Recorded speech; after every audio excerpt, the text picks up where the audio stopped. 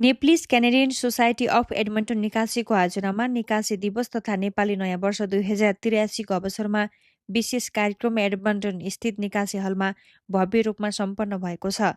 साँझ 5 बजेदेखि 9 बजेसम्म सञ्चालन भएको उक्त कार्यक्रममा एडमन्टन स्थित नेपाली समुदायका सदस्यहरूको उत्साहजनक र उल्लेखनीय उपस्थिति रहेको थियो।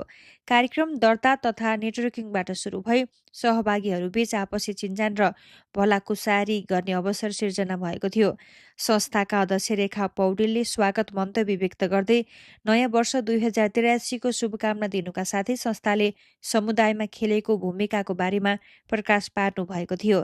त्यसै गरी संस्थाका उपाध्यक्ष ध्रुव श्रेष्ठले मन्तव्य राख्दै समुदायको एकता, सहकार्य र सक्रिय सहभागिताले मात्र यस्ता कार्यक्रमहरू सफल बन्ने उल्लेख गर्नुभयो।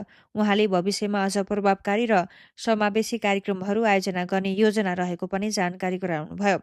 कार्यक्रमको सञ्चालन संस्थाका सचिव सौगात केसीले गर्नुभएको थियो। सांस्कृतिक कार्यक्रम अन्तर्गत विभिन्न प्रस्तुतिहरू प्रस्तुत गरिएका थिए। विशेष गरी निकासेद्वारा सञ्चालित नेपाली जुनेली स्कुलका विद्यार्थीहरूले आफ्नो आकर्षक नृत्य प्रस्तुत गरी उपस्थित दर्शकहरूको मन जितेका थिए। त्यस्तै गायक निश्चल नेपालको प्रस्तुतिले पनि माहौललाई थप उत्साहपूर्ण र रमाइलो बनाएको थियो।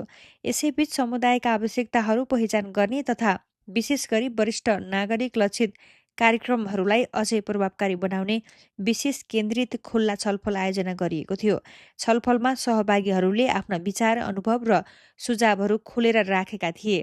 प्राप्त सुझावहरूलाई आगामी कार्यक्रमहरूमा समेट्ने आयोजकले जनाएको छ।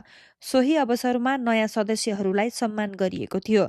संस्थामा आबद्ध भई समुदायप्रति योगदान गर्न इच्छुक सदस्यहरूको सहभागिताले संस्थाको दायरा अझ फ्राकिलो बन्दै गएको देखिन्छ। यस कार्यक्रमले नेपाली समुदायबीच आपसी सम्बन्ध सुदृढ बनाउनुका साथै नेपाली नयाँ वर्षको सुरुवातलाई उत्साह र उमङ्गका साथ मनाउने अवसर प्रदान गरेको थियो।